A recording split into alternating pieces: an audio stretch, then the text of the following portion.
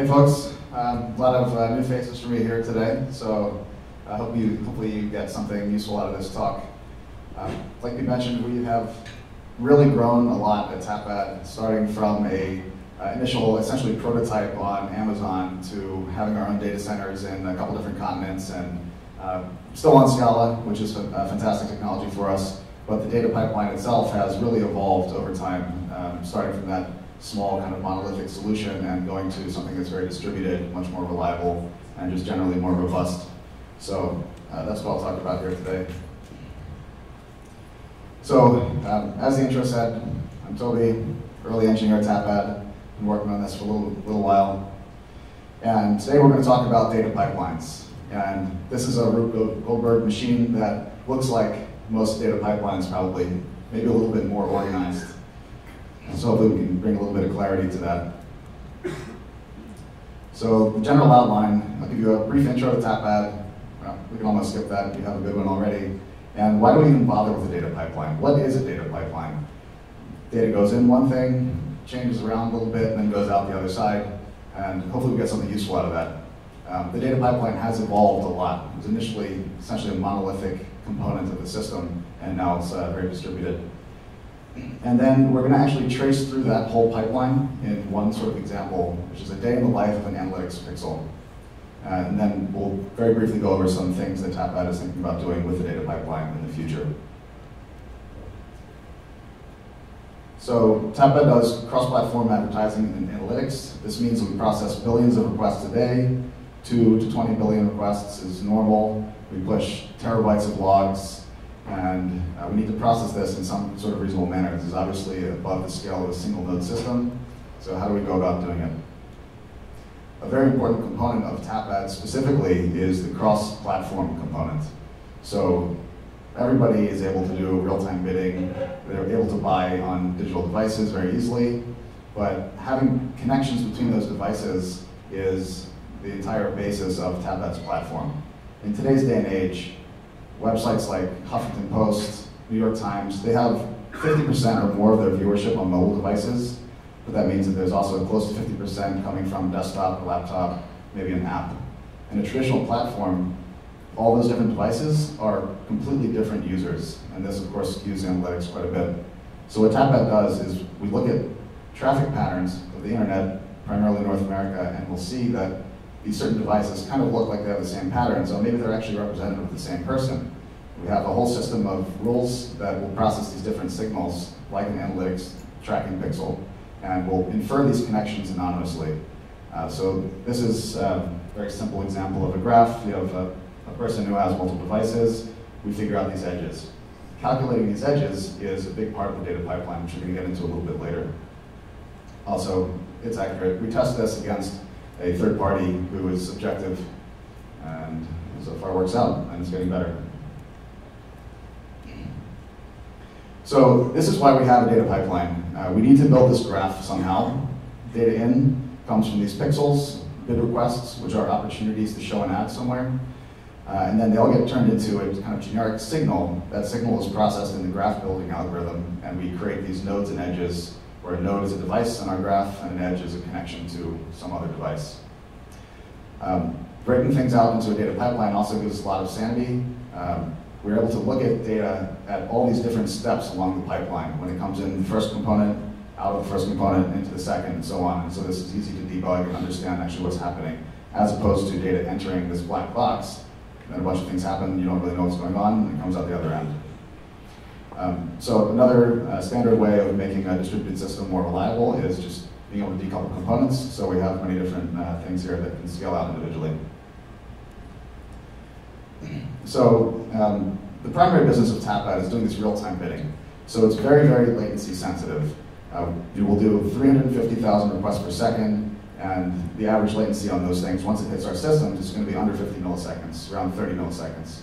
Can you step back and tell us what this bidding is all about? Sure. So the question was, could we step back and describe what the bidding process is? So in real-time bidding, essentially what happens is some kind of publisher's site, imagine ESPN.com, somebody goes to that page. There's going to be an ad that pops up somewhere on that page. The way that ad gets placed in the real-time bidding context is that A signal goes to a system called a supply-side provider. They aggregate these opportunities to show bids from multiple publishers, websites, apps, games, that sort of thing. And then they fan that request out to a number of demand-side platforms. This is the bidder. That request is the option to attempt to show an ad. And so we'll look at that. It will have an IP address, maybe some sort of a cookie ID or a hardware ID. We'll augment that with some sort of demographic data, any other audience segments that we may have. And then we'll put it into our decision engine, which basically is a representation of an advertiser's targeting criteria. They may say something like, I want to target people in their 20s and 30s in the Midwest, or something like that. And this is the amount of budget that I want to spend over some period of time. And so in that request cycle, this is all happening in real time. As you hit the page, the request goes to the supply-side provider, gets forwarded to the bidder. This is what Tapad does. We'll say, yes, we want to target this person. So we'll send a response that says, we're willing to show this creative at this price. It goes into an auction system, and then if we win, the ad is displayed. Does that help? So the signals that are coming in based on these bid requests and other sort of analytics pixels, you can think about like Google Analytics on a website. It's constantly sending these little requests that say a user has visited a site, maybe they have looked at a pair of jeans, and then they've bought the pair of jeans. We stitch all these things together over time, and you can present a view to the advertiser. Hey, look, your users are checking out clothes on their mobile device, and then you show them an ad, and they'll click on it, but then they'll actually buy it on this some other device, like a laptop. So by creating that graph of devices, we can present a full picture of the consumer's path to purchase. So the bidding process uses the graph database, but it's very latency sensitive. So we want to actually be able to build the graph not in the middle of this bidding sequence. So essentially, we'll take the signal, put it onto a queue, have some other thing, pull it off the queue, and then build the graph. And in the bidding system, all we need to do is do a lookup against a key value store called Aerospike, which is very fast. We already have that graph information available. And so batch mode is actually the secondary version of the graph building. Historically, we've done all this in real time, and batch mode allows us to look at much more historical data, and we get many more connections and more accurate connections. So to quote some numbers, right now, at any given time, the graph database has about 1 billion devices in it, and then roughly 250 million edges, and that's all based on real-time graph building. The batch building mode is a big Hadoop job that runs over any number of weeks worth of data, and so we end up with the same amount of devices. That's always constant, but we have double the number of edges, so about 400 million plus. And we're looking to get that better, and the accuracy also increases slightly.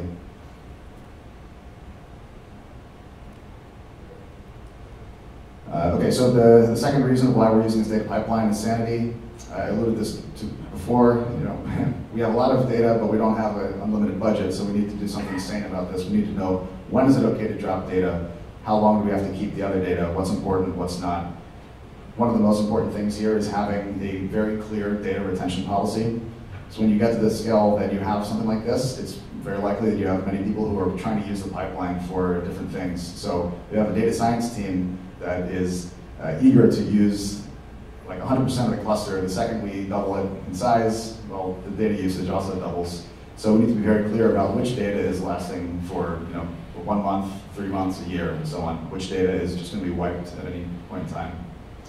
And then, so after we process all these different analytics pixels or impression trackers, anything like that, we'll make aggregations and then store that in Vertica. And then Vertica is a column-oriented database. It speaks SQL, so it's very easy for analysts to go in there, just type some SQL and look at terabytes worth of data without having to know any programming.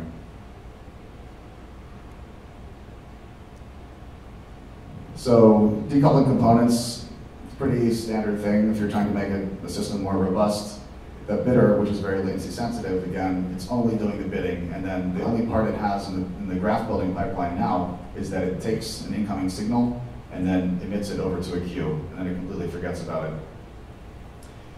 Once things enter that pipeline, it's on a Kafka queue, the data stream can split and merge very easily. So the core, the backbone of the data pipeline for us is Kafka. I'll get into that a little bit more later, but the nice thing about it is that it's essentially just like a giant log file that's reliable. And a consumer will connect to Kafka and say, give me back item 123, which is essentially an ordering number. And you can have multiple consumers reading from that log file, and then you can imagine this getting very complex. But the point is that you can tap into the data stream at any point and then feed something else back in. So we talked about this before, but the multiple stages of the pipeline are some system on the edge, which has its own kind of standard logging.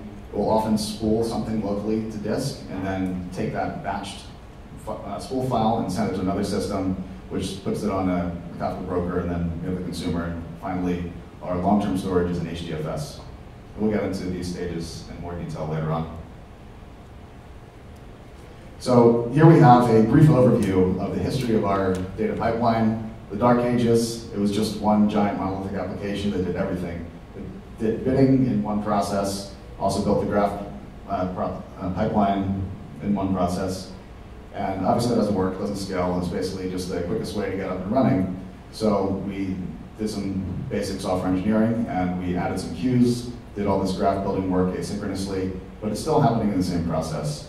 This is all built in Scala. We use Jetty for our server. Everything's on the JVM.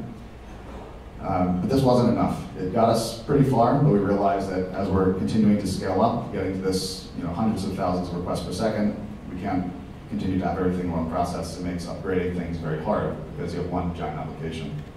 So we added some inter-process communication. There are now multiple servers, each of which are handling one specific part of the pipeline and doing the minimum possible thing that they can do before they pass some message on to the next stage of the pipeline. At this point, we also introduced a lot of batching. Batching is really fantastic. It will do wonders for your throughput, and it doesn't need to be slow. You can even batch up maybe, let's say, 100 requests over a few milliseconds and then send that out, and you completely avoid the overhead of setting up and tearing down different connections. After we realized this worked pretty well, and we continued to grow to the next step, analytics was becoming a bigger and bigger part of Tapad's business. We figured out that Kafka is working pretty well. We settled on that as the main queue in the system, and Avro is the main serialization format.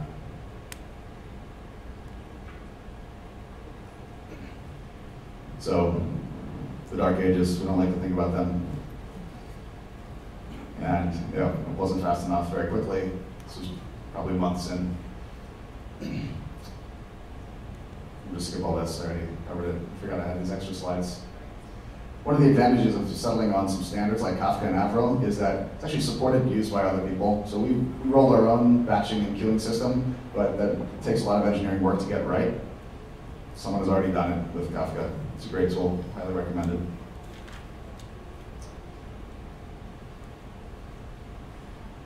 Okay, so going on a little bit more about batching, I think this is an important part of the data pipeline because you get so many incredible improvements.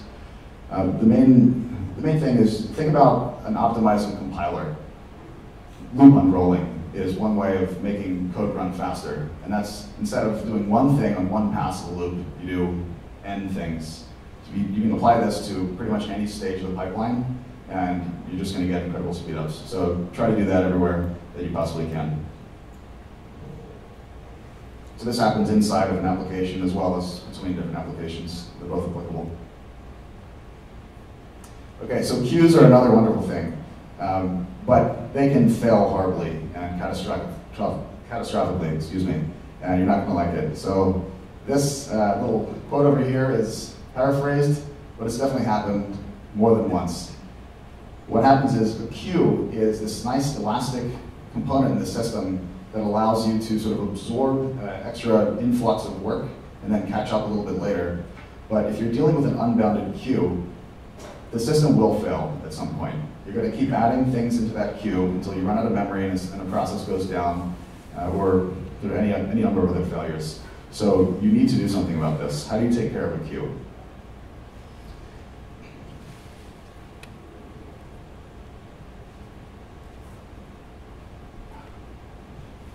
So first of all, monitor. We use Graphite very heavily, and we're constantly pushing metrics about produced and consumed messages. So at a glance, we have a number of dashboards that will show you if consumers and producers are processing things at roughly the same time. If those lines start to diverge, you know that one of the two things is operating faster or slower than the other, and you're going to head towards a failure unless you do something. You can set up automatic alerts around this as well. Back pressure is another important thing. Back pressure means that you have a consumer which is able to tell a producer, hey, I'm overloaded, slow it down a little bit. That's actually more complex than it may sound, because if a consumer A is telling producer A to slow down, you have to consider, what is producer A even getting its information from? Maybe it is getting fed by some other producer, it's called A prime, which doesn't have back pressure. So that means the producer, if it's getting a signal from the consumer to slow down a little bit, it needs to either start dropping data, maybe spooling data locally, maybe send an alert to the ops team and have them spin up some more consumers, something like that. But the point is that you need to think about it, you need to engineer back pressure into the system so you can have control of this pipeline. So buffering is basically the same thing. It's okay, unlike the last slide might have led you to believe.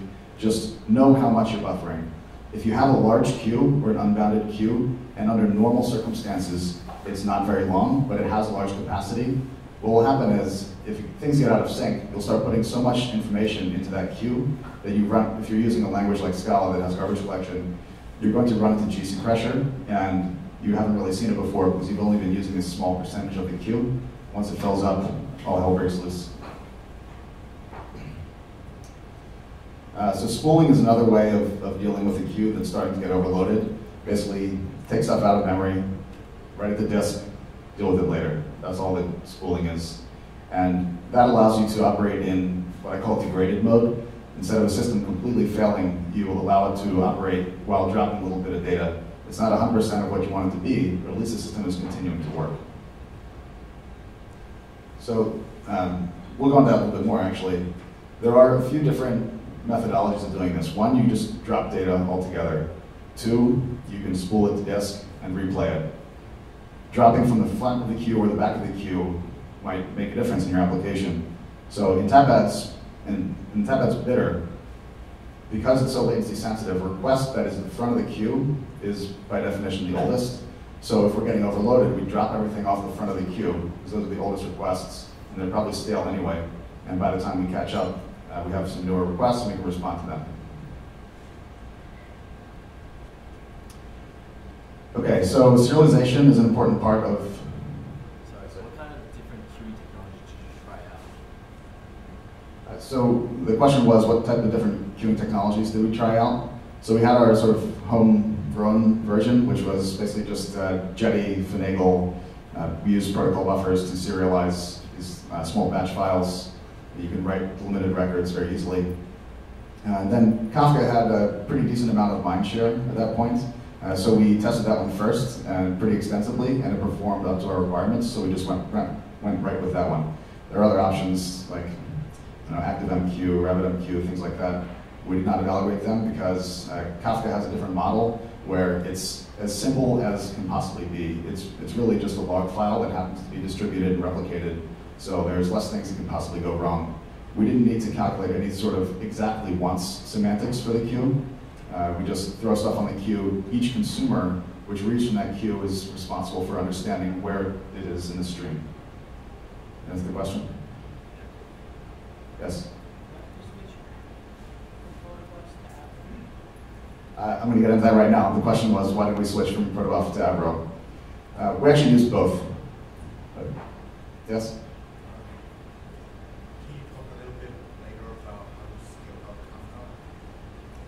Sure. The question was, how do we scale out Kafka? We'll talk about that a little bit more later. I'll try to hold some more of the questions to the end. But basically, you set it up and you just keep adding nodes into the cluster, and it works with you. So how many folks here are familiar with protocol buffers? Just raise your hands if you've heard of it. Yeah, so everyone's heard of it and actually use it in production. Still, quite a lot of people, it's about a third. So protocol buffers is a tried and true serialization methodology, and it uses tagged fields. So what this means is that in the actual binary representation of a record, one of the bytes is the field number, and then it'll have the type of the field, for example, int or string, and then it'll have the length of that, and then the actual value. So this means that a protocol buffer is almost self-describing. I say almost because it doesn't actually map names. You need to have the schema available so you know what a field name is. But you can just look at this binary record and know how many fields are in there, what is the value, what is the type, and so on. So you don't need to publish a schema separately when you're just using this for communication. So you can evolve the schema. Well, actually, let me take a step back. This part here is an example of how you define a record in protocol buffers. This is the name of the class. You can have required, optional, and repeated fields, and each one of them has a number. Whenever you change the schema, you will always increment this tag. This is how you can be forwards and backwards compatible. If I no longer want this value here, then I can just remove it. If I want to add something new, I could say, for example, required int timestamp equals 3. And then now that tag value is 3, and I can deserialize it in the future and understand it. The reason I put this example up here is because protobuf does not have a map type. So we just use a string pair. And since you can have a repeated field, you basically have repeated tuples of keys and values. And that's pretty much the same as a map. And you just try to be careful to not duplicate keys. And we're going to talk about Avro next. I think that protocol buffers is much easier to evolve the schema because it has this kind of self-describing tagged field method. So why do we switch to Avro? Here's the answer to the question. For storage in Hadoop, we want to use Avro because it's inherently splittable. So when you're writing a MapReduce job on Hadoop, your input files are all going to go to some mapper. That mapper will read the file, do some processing, and then emit some sort of data. Now, if you have many different files, you can have one mapper loads up one file and so on. But if you have one gigantic record, a file that could be, I don't know, let's just say it's a couple of gigabytes, you want to have multiple nodes process this file, but if it's one file, it needs to know how do we split that thing up. Avro has this built in. Every so often, you'll have a split marker, and as you look at the file, you can figure out what's an appropriate place to split it. Small files are kind of the Achilles heel of Hadoop, because each mapper is supposed to load a file. So if you have, let's say, a cluster with 1,000 mappers, and you have 1 billion files, each of which is just a few bytes, this job will just never complete. It's going to be horrible. But if you have the same amount of data in one giant file that you can then split to the number of mappers, things are going to move along much more smoothly. So how is Avro different? Well, it does not use this tagged approach. It uses names. It will serialize everything according to the order that you have defined the name in the schema. This means that it always has to serialize every field. As opposed to protocol buffers, you can skip optional fields. It's fine because you have the tag in there and you can figure out which one is which. So to do an optional field, you use the union type, and you say this thing can be either a long or null. And if it's null, it just doesn't take up very much space. Okay, so how do we actually evolve the schema in Avro since we don't have these tags? Well, you basically need to be careful. That's kind of the catch. There is a defined way in which a schema evolves. So if you have written some file using your old schema and you want to read that back using a new schema, there's a set of resolution rules which will say, what should this field evaluate to given my new schema? It's a little bit tricky and complicated, and that's why we didn't use it as serialization in our key value store. We use it for Hadoop and Kafka just because we can use the same code and it's splittable, like I mentioned before. So to deal with those schemas, what we do is actually store them in Zookeeper. A schema is basically just a JSON description of what fields and types and default values you have. And you can take a hash of that, store it in the header of a file, and then when your deserialization code actually loads up the file, you can look at the header and say, okay, I have this hash, ABC. Let me go to my schema storage in Zookeeper, figure out what schema exists that has that hash. I think it's an MD5 hash or SHA-1 or something. And then, so you load that in memory, you can deserialize the file. Okay, so that was kind of the high-level intro, and now this is a day in the life of a pixel. This is a thing that is happening billions of times per day, and we'll kind of go down this path. These are the different components in this particular system. We start off on the pixel server. This is just our name of it. It lives on the edge of the system. Doesn't do very much except send information over here and respond with that pixel. This guy will publish information to Kafka. Consumer will pull from Kafka. Consumer will do some work, and in many cases it will ultimately log to HDFS. And then we have a bunch of jobs that are running on the Hadoop cluster, which will read back this data and usually generate more data, or potentially insert it into another database.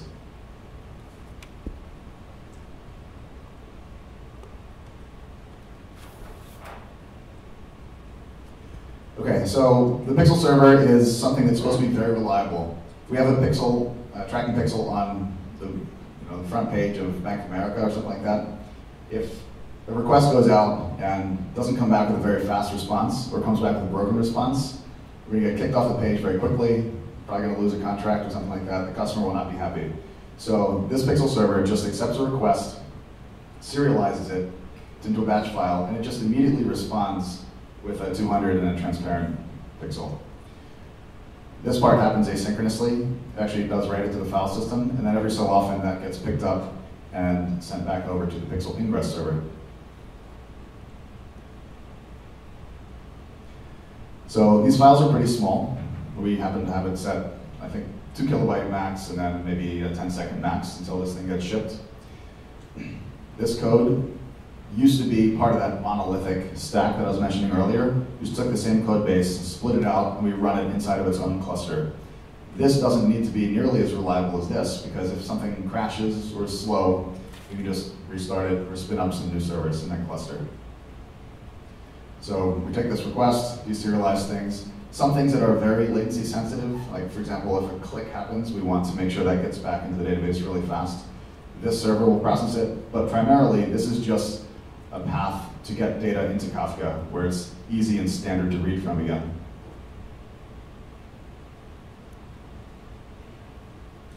Okay, so now we're in Kafka. This is the queuing system I was talking about.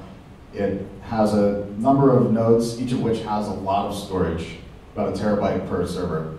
And the way that it works is you have some configuration file that says, these are the topics that I want. A topic is essentially another name for a queue. You can say how many partitions you want for that. And a partition is a piece of the queue. Those are distributed and replicated. You have a master partition and then a slave, and they'll be on multiple servers, different servers. So if one goes down, the other one will pick up as master and you don't lose data. If anyone's read the Call Me Maybe series, you'll see that there are some, you can make it break, but by and large for us it's been extremely reliable. We have our retention set to be 24 hours. This means that if the data in a queue is not processed by the end of that 24 hours, it's gone. Kafka will just delete it, so we need to be careful and monitor that we are actually keeping up as we expect. One of the reasons why Kafka is pretty easy to use is because it uses Zookeeper for coordination. So when the cluster comes up, the brokers, which is kind of the middle component, this thing is a producer, this is the broker, and then the consumer reads from it. This will register itself with Zookeeper, and when a consumer comes up, you can also connect to Zookeeper, which is not drawn here, so just making that light up there, and it'll automatically figure out where it can read. So you basically just start it up, give it an address of Zookeeper, and you can start processing. And you can add different topics dynamically, which is kind of handy. So here are some code examples. This is Scala, and we have developed a bunch of tooling behind the consumers to make them easier to use. This trait defines a generic plugin. Some of the code is a little bit modified, but this is essentially the right thing. Any producer or consumer can register a plugin. A plugin is just a series of callbacks, and then the code that drives these producers and consumers will invoke startup, success, failure, shutdown as appropriate. So startup and shutdown are pretty obvious. It's when the server comes up or down. On success and failure is when each entity or each message has been processed. Some examples of plugins we have are Graphite. So we'll make a we'll say we received a click. Okay, just increment that counter in Graphite. Batching log file playback is fairly clear from the name, I guess. You read back from file, reprocess some information. The timestamp-driven clocks are pretty neat. So since we have multiple producers and consumers all publishing to this queue, the queue is split into multiple partitions. It's not as simple as having just one producer, one queue, and one consumer. Things can happen at different times. So your consumers can start to get into kind of not quite an out of sync situation, but one could be further ahead than the others. And if you need to know all data up to a certain point in time, that means you need to know how far each individual consumer has processed. So the way that this works is that we connect to Zookeeper, and every time, well, it's sampled, but essentially every time that we finish processing a message, we'll update the timestamp in Zookeeper, and then when we read, we just read any number of clocks or timestamps that are inside that cluster for that consumer. Then you take the min, and you know that's how much data has been reliably processed.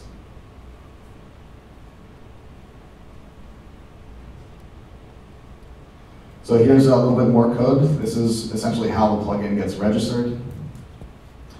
In the boot class, we call register plugin on the consumer, pass in, for example, the Graphite plugin, the playback plugin, clock plugin.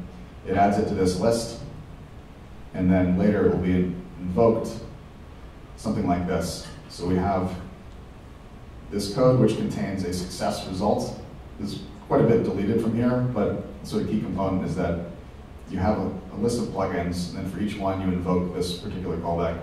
This is just an example of the success one, but it does the same thing for a failure, if this is the failure type, or a retry, something like that. Okay, so some more code.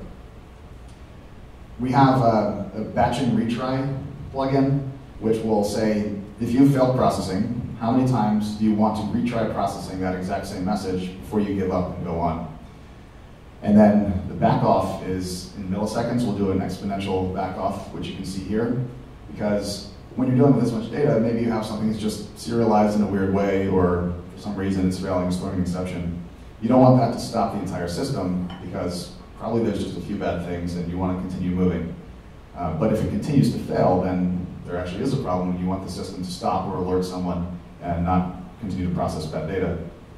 So what the retry logic does here is once you instantiate an instance of this with maximum attempts and back off, it will try to succeed, or it will try to process this many times. Every time it fails, it will retry, but a little bit more slowly than before.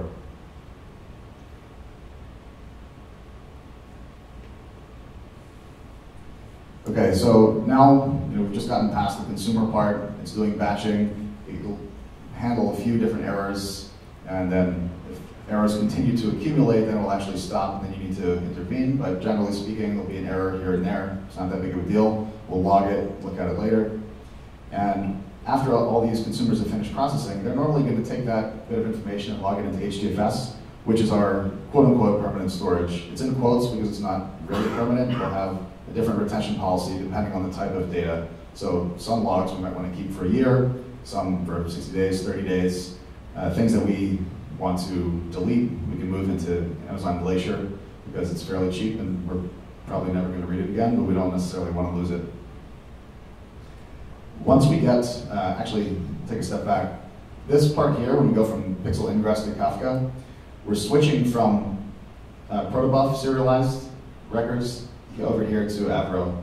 And the reason for that is, well, here we just started using protocol buffers and it works great, so we haven't had to touch that code for ages.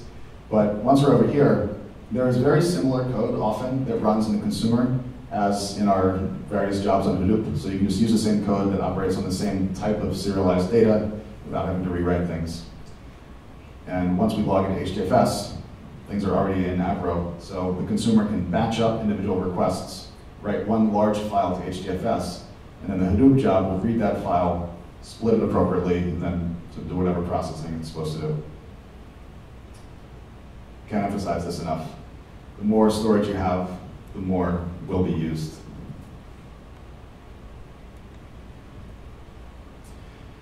Okay, so what are these Hadoop jobs? Well, We have a Hadoop cluster. It's on Hadoop 2.0, which is Yarn, and this is essentially a resource manager.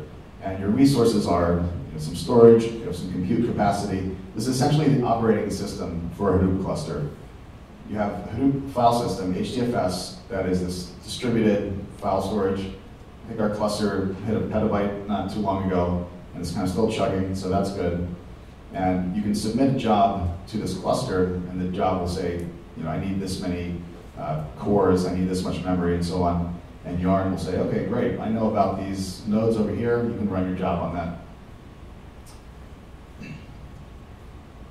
So some common things we'll do actually is rewriting Avro files as Parquet, and we'll get into that more later.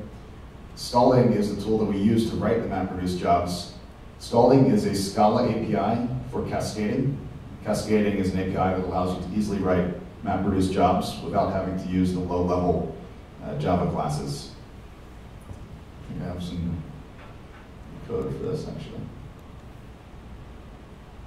Yeah, so this is what Scalding looks like. This is an example I just took right from their documentation, but it really is this simple. You have a job, which gives you the access to some arguments. These are just command line arguments, basically. And you write code as though you're just working with the collections library. You have a list of things, you want to transform them or filter them in some way. So in this case, we have a text file with many lines. We break that line apart into individual words. And so now instead of essentially having a list of lines, we have a list of words. And the field name is called word. And then we'll do a group by, and this is just like SQL. You do a group by, this is like doing a count. And then ultimately you write the output, and the output will be every distinct word along with how many times it appeared at the input. So this one's really simple, but if you were to write this in the low-level API in Java, it would just be really painful and a lot of code. And here it's much more clean. It also gives you facilities to do join, and actually there's join with large, join with small, join with tiny. And join with tiny is the greatest thing. Well, has anyone here used Scalding? Any chance? Anyone used join with tiny method? So I learned this one not too long ago, and basically it took a job that was taking a couple of days to run, had a very big join. I realized actually that the one table to join against was really small, could fit in memory. I changed it to use join with tiny, and the whole thing completed in probably 30 minutes or so.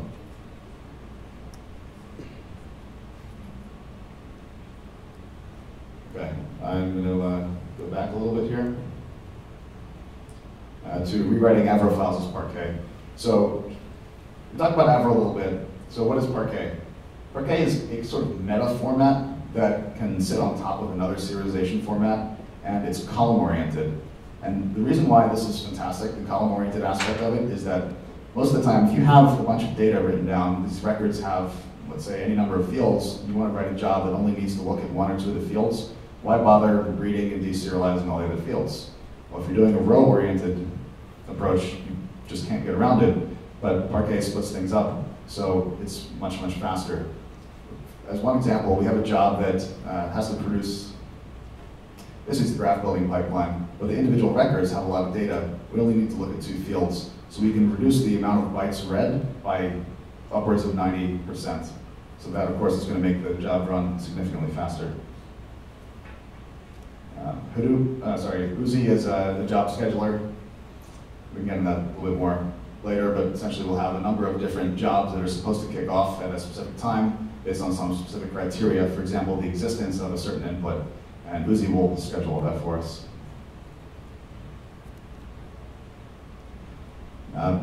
So photo credit to Hortonworks. This is Yarn.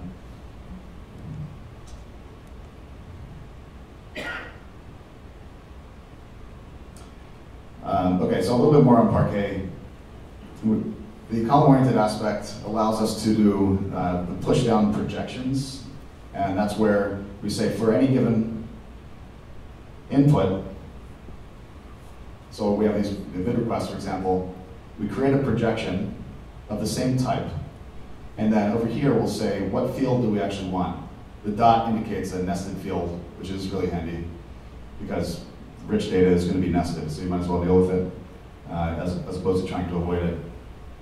So here we're saying that in this field of the record, the request record, there's a subfield called query params, and we want to read that.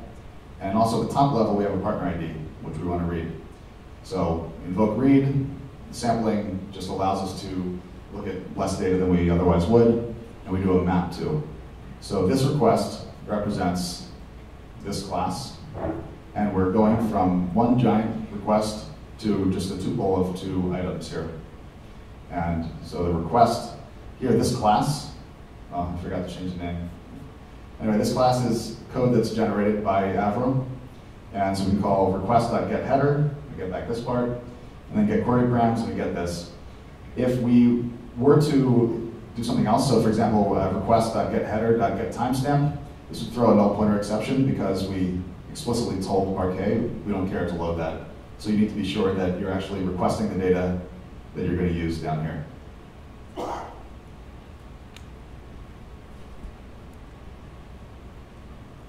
And the other thing I wanted to touch on was predicates. So with Parquet, you can use predicates to actually filter based on some sort of native type. So if you have a timestamp field, for example, and you only want to load, let's say, the most recent data, but you just have this giant file that has a couple weeks worth of data for some reason, you can have what's called a push-down predicate, which will evaluate at the point where you're actually just starting to read that file. So you can say if timestamp is greater than some value, then read, otherwise don't read. And I don't have a code example for that right now, but this has a similar benefit as projections, which is that you are reading significantly less data than you otherwise would need to. It just takes that application logic and pushes it down a lower level, so you skip the read and the parsing.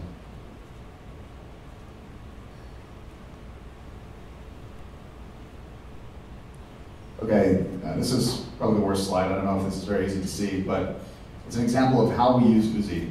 Now, Uzi is a workflow coordinator. What does that mean? It's a directed acyclic graph of actions. So the action that's going to get kicked off at some point is maybe import some data from some data store. If that completes successfully, then you go to the next step, which is to process some job. If that completes successfully, then you go to the next thing, which is another post-processing, or maybe export to a database. But you configure the whole thing in a bunch of XML. It's a little bit clunky, but so far it's been working for us.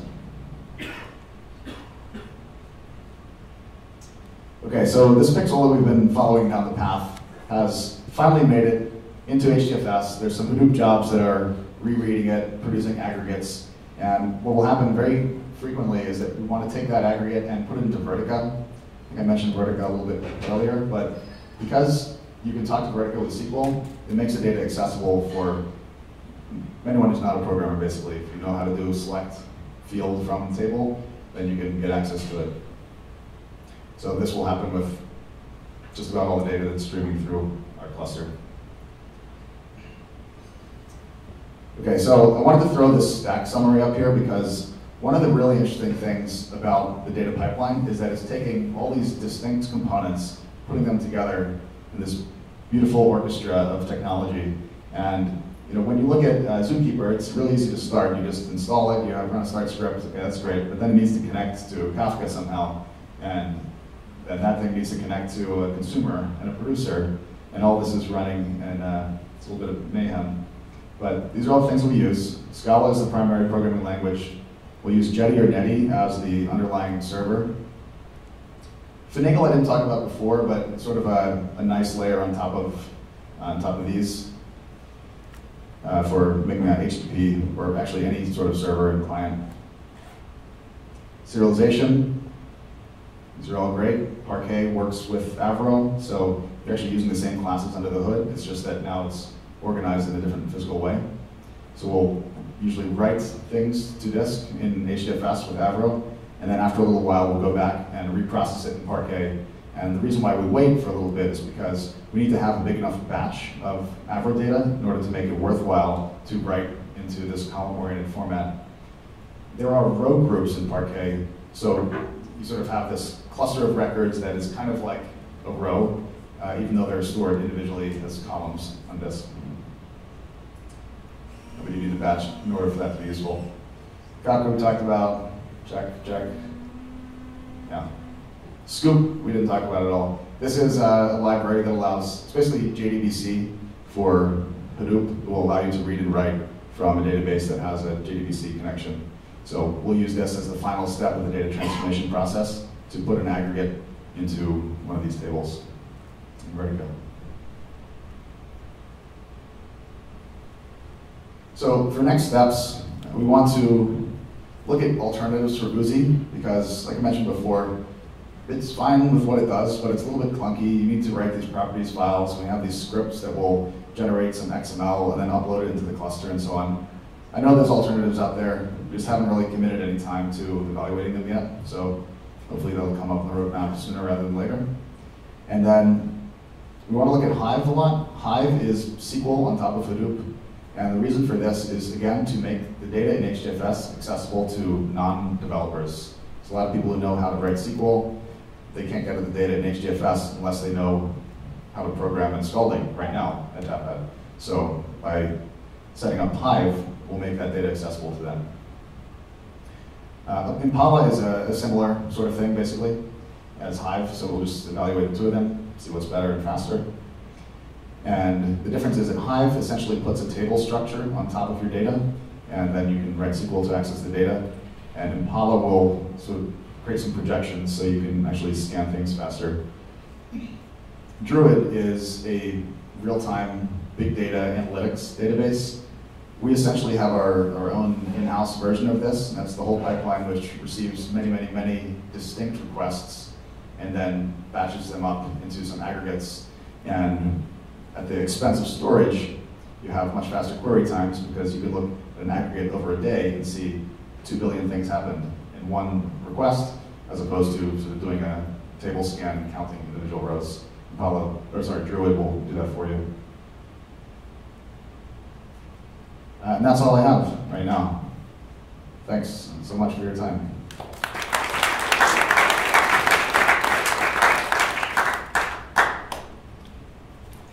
Yes? Two questions. First, have you looked at other columnar storage formats like ORC? And the second question is, alternatives to Oozie, if you look at other options like Luigi or So the question was, have we looked at other columnar storage projects, basically, and other replacements for Oozie? So Parquet works pretty well. I haven't looked at the other ones very deeply. This integrates very well with our ecosystem already, and there's a bunch of tools that support it. So it's worked out very well for us, and it's also a project that is very active and it's moving forward. So the ability to write those push-down predicates is getting implemented in all the Hadoop ecosystem. So that's very nice there. For Oozie, you mentioned Luigi. We've looked at Luigi, read some blog posts about it. It sounds great, it sounds simple. It seems like everyone has their own version of something like Oozie. The fact is we just haven't quite had the time to evaluate other options yet. So we'll get around to it at some point and replace it, or maybe write our own. I think Facebook has something called Data Swarm. Luigi, I think, is out of Yahoo, maybe. That's out here. Oh, great, there we go. Let's talk later. Yeah, you can pitch me on it. Talk a little bit about how you come up with data retention policy, how you communicate that, negotiate with other engineering teams about that. The question was, how do we come up with a data retention policy, and then how do we communicate that? The data retention policy is primarily a people problem. It's not a tech problem. The only aspect of the tech problem is that at some point you're going to run out of space. Then when you run out of space, what do you do? What do you delete first? So we suddenly just called in a couple meetings with people who are using the data most heavily and said, okay, here is the growth rate of this data. We know that we're getting X number of requests per day. Each one is this size. We know that we're going to, at this rate, run out of storage in a week. Do you really need a year's worth of data? Oftentimes the answer is just no. You can come to some kind of agreement about that. It's just a matter of knowing what your input rate is, basically, and then how far back every individual needs, or every individual group needs for that data. And sometimes you have to fight a little bit hard for keeping a shorter policy, because sometimes we ask people, well, do you want a little bit or do you want it all? They say, well, of course, I want it all, without fully understanding the cost in storage, both in dollars and in compute time and so on. So just back the envelope calculations and then working with the individual stakeholders to figure out what's reasonable, and sticking to the guns, and making that document published where everyone knows what's going on. Yes? Do you use the Avro Trevney format at all? That's the columnar version. The question was, do we use Avro's columnar version? The answer is no. I'm actually not familiar with that one. Okay. I mean, this isn't my area, so it might be a very basic question, but where do you get your data? Are you getting it from individual websites, or are you calling it from ISPs like, Comcast? Sure. The question is, where does the data come from? It's from individual sites. So, for example, if you take your browser and you go to some web page that has an analytics pixel on it, the pixel is just like HTML, IMG, source equals whatever, and that tells the browser, make an HTTP request over to this server. So it's going directly from the user's browser over the internet tubes over to our server. We'll take that information and just serialize it into Proto or Avro or something like that. But this happens a lot, and that's where all the data comes from. Well, wouldn't it help your cause if you had access to the ISP? That way you could identify that individual user's history throughout the day? Because, when you're going to individual site, you lose that continuity. Yeah, so the comment was, wouldn't it be nice to work with ISPs and get more accurate history of browsing data? So that may be the case, but we're trying to do all this in an extremely privacy-conscious way. So Tapad is by far the most privacy-conscious advertising company out there. We build up the edges anonymously, and we will very actively and proactively remove extra data that we don't like, that is not essential for building the graph pipeline. So any sort of personally identifiable information, for example, login info. If you're logged into Facebook, Facebook knows exactly who you are. We don't want that data. We never look at it. We'll only use something like that via an objective third party to test our probabilistic algorithm for graph building. Two questions. The consumer part of your pipeline, are the plugins, are they independent, or is there some sort of dependency between the plugins? So that's like you need to share state between when you run the plugins. The question was essentially, are the plugins and the consumers, are they independent, or can you use them together? So you use them together. When you instantiate either a producer or a consumer, you'll call client.register plugin, and then you give it the whatever plugin you have. And it just adds that onto a list internally for that consumer. And when the callback happens, in order of registration, callback will be invoked in a chain. So you can do some tricks to maintain state. The consumer itself is capable of maintaining its internal state.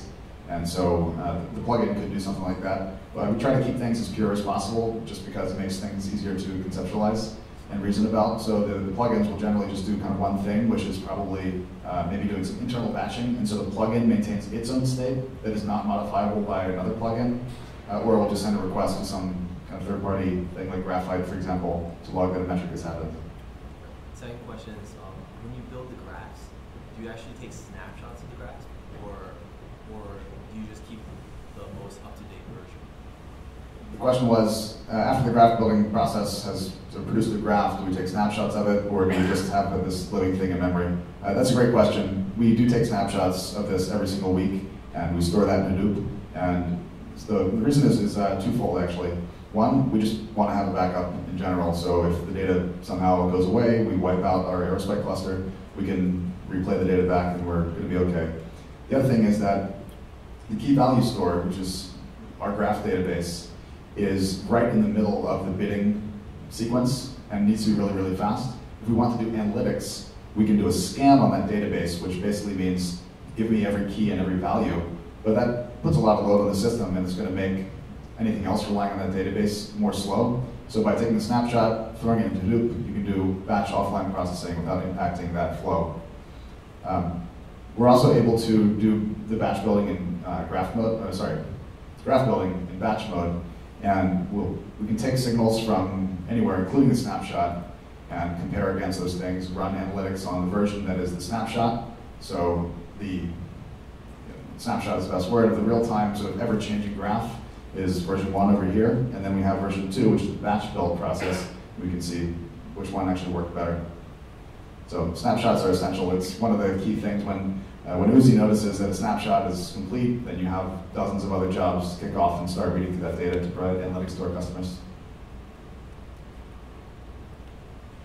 Can you talk a little bit more about how you compute graph and store graph?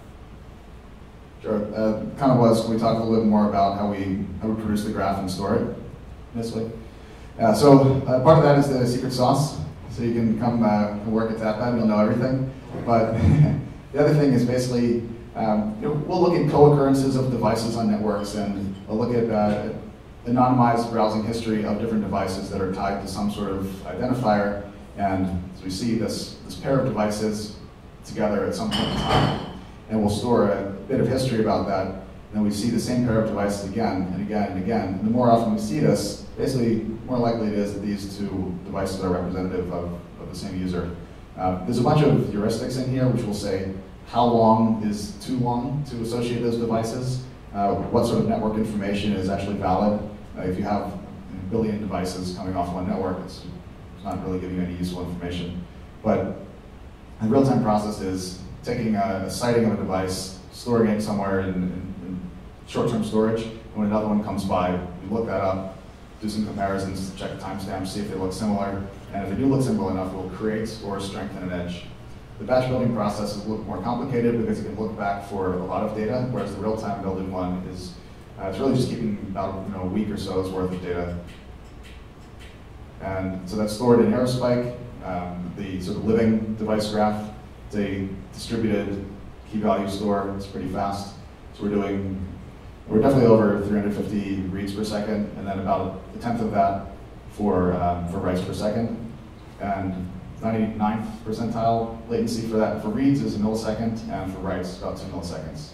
And sort of handy because it's much easier to scale a key value store than a relational database. So as soon as the graph gets bigger, we add another node into the cluster.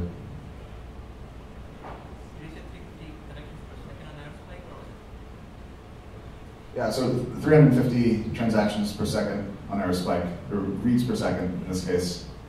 It probably spikes higher, something like that, 400,000. So we're doing, at peak time, about 350 requests per second on the bidder, and then that may cause additional lookups, not necessarily one, could be 2, could be 3. So the reads are higher. It's a good database. Maybe this is definitely the secret sauce again, but how do you test the accuracy of these predictions to this graph? How do you come up with a testing set decent size? Yeah. So the question was, how do we test the accuracy of the graph? After we built up the graph, over time we have these series of nodes and edges, and then we have a third party who has basically a similar set of data, but it's based on some sort of validated set, logged in users who are opting in to be identified on multiple devices. But you can essentially think about it like if Facebook has you logged in on your phone and on your laptop browser, then they know that those two devices are the same. So we'll go through our list of edges, take a sampling, send them over to this third party and say, well, we think devices 1 and 2 are the same person, and then we'll get back the yes or no. And we do this pretty often, every week, and the accuracy is stated 85% or higher.